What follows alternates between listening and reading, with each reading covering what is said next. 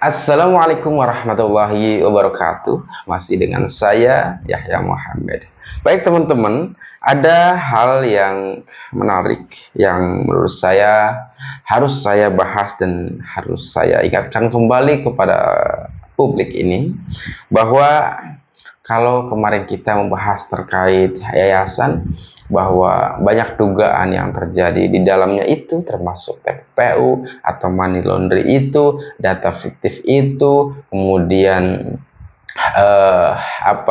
data siswa yang fiktif itu, kemudian dana bos itu, ya kan, BPMU dan sebagainya, yang total per tahunnya itu 1,4 miliar, seperti apa yang telah dilontarkan oleh Mr. Dedi tersebut. Bahwa begini, kemarin juga kita telah menjelaskan atau memaparkan bahwa ada dugaan rekening gendut dalam sebuah yayasan. Misalkan dahulu bahwa terpidana Yosef tidak mempunyai rekening, tetapi nyatanya mempunyai rekening.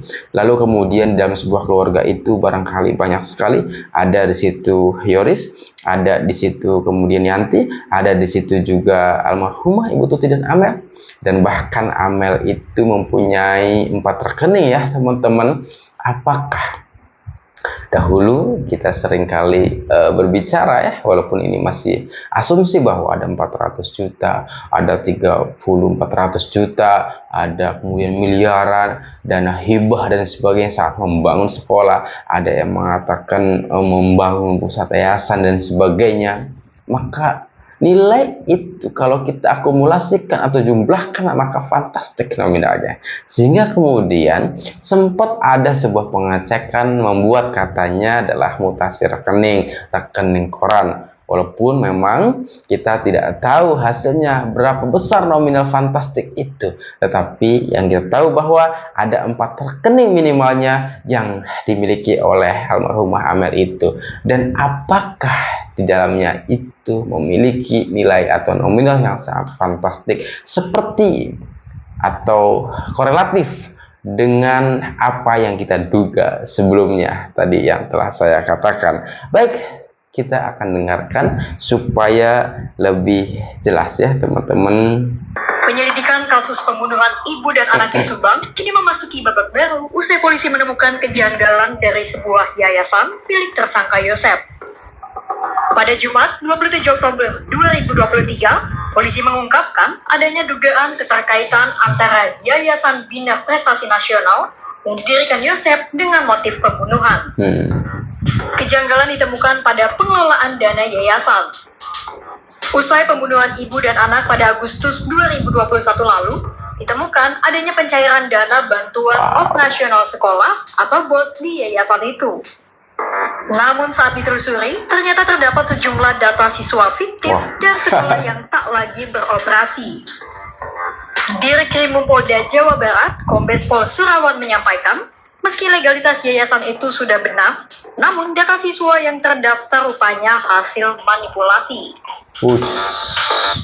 Data siswanya benar, yang disampaikan ke Diknas itu benar, tetapi ternyata siswanya itu adalah manipulatif. Aduh, luar biasa. Tersangka M. Ramdhanu yang pernah bekerja di yayasan itu pun mengakui adanya data siswa fiktif dan manipulasi pengelolaan dana. Wow. Polisi pun masih mendalami jumlah siswa yang dimainkan oleh yayasan milik Yosef itu. Setelah ditemukan adanya data siswa fiktif, polisi pun mendalami aliran dana BOS yang diterima oleh yayasan itu. Terkini, polisi telah memblokir 4 rekening yang terafiliasi dengan yayasan. 4 rekening yang terafiliasi dengan yayasan. Nah, ingat ya teman-teman. Polisi juga telah mengirimkan surat kepada Dinas Pendidikan Provinsi Jabar untuk menghentikan dana BOS dan bantuan pendidikan menengah universal. Penyelidikan pun berlanjut dengan pemanggilan mantan kepala sekolah yayasan, pejabat sekolah, dan keluarga. Polisi menduga adanya kemungkinan tindak pidana baru pada kejanggalan yayasan milik tersangka Yosef. Baik, itulah teman-teman, ini yang mengganjal di dalam benak saya, bahwa 4 rekening ya yang dimiliki oleh pengurus yayasan itu bahwa 4 rekening atau 4 ATM itu juga terafiliasi dengan yayasan. Maka yang menjadi penasaran saya atau kita semuanya bahwa berapa isi nominalnya itu, berapa nominal nilai fantastiknya di dalam rekening itu, dan bahkan kita juga penasaran berapa input dan outputnya, uang masuk dan uang keluarnya, dan uang keluarnya kemana saja. Apakah misalkan ada pengeluaran uang untuk beli motor, misalkan ada misalkan membuat rumah, atau misalkan membayar pengacara, atau misalkan membeli mobil, bisa saja, atau gaji-gaji. Yayasan ini adalah non-profitable, ya, tidak untuk bisnis, tidak untuk mencari sebuah keuntungan, tetapi untuk sosial, keagamaan, pendidikan, dan sebagainya. Itulah sebuah yayasan, teman-teman. Maka yang harus digali untuk menjawab skeptisisme kita semuanya bahwa ada aliran dana yang mencurigakan, ada miliaran rupiah, puluhan miliar yang datang masuk ke rekening yang terafiliasi itu, dan kepada siapa saja yang menerima uang itu.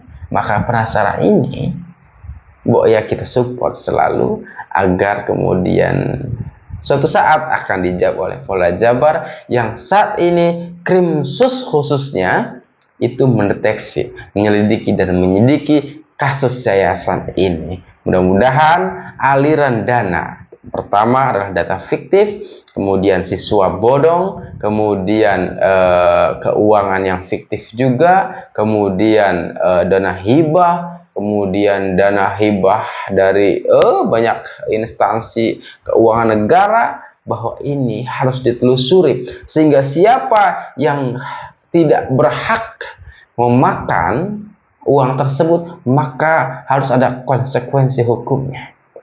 Kita support itu.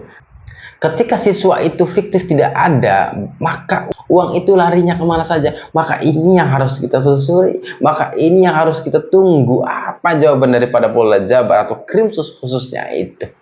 Kita juga penasaran. Ya teman-teman, penasaran kita itu adalah berdasar. Penasaran kita itu adalah demi terungkapnya ini kasus. Keadilan kedua almarhumah dan sebagainya. Ya teman-teman, bahwa ini sangat ditunggu oleh kita semuanya agar termasuk yayasan terbongkar habis, bahkan tuntas hingga ke akar-akarnya. Teman-teman, siapa yang bersalah harus kita katakan salah, siapa yang benar harus kita katakan benar, siapa yang salah harus menerima konsekuensi hukumnya, siapa yang benar harus lepas dari konsekuensi hukum. Terima kasih. Wassalamualaikum warahmatullahi wabarakatuh.